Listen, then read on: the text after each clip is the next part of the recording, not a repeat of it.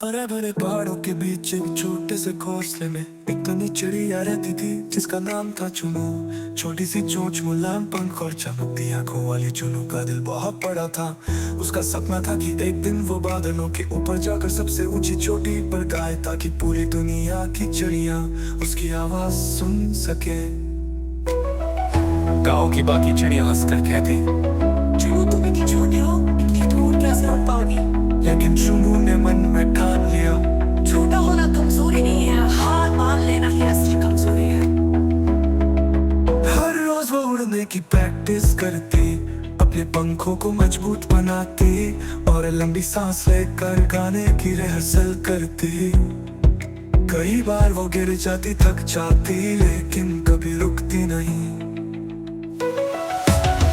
एक दिन तेज तूफान आया, बड़ी चिड़िया घोंसलों में छुप गई, मगर चुनू ने मौका देखा, बादल नीचे आ गए थे।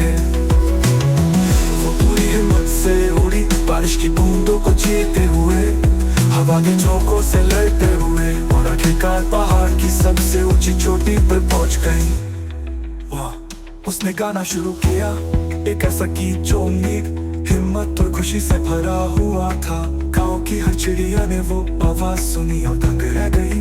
अब सब उसे चोटी की गायक चिड़िया कहने लगी। चुनू ने सबको सिखाया कि सपना चाहे बड़ा हो या छोटा, अगर दिल से कोशिश करो तो कोई भी ऊंचाई तुमसे दूर नहीं रहनी। कोई सपना संभव नहीं है, बस हिम्मत, मेहनत और विश्वास चाहिए।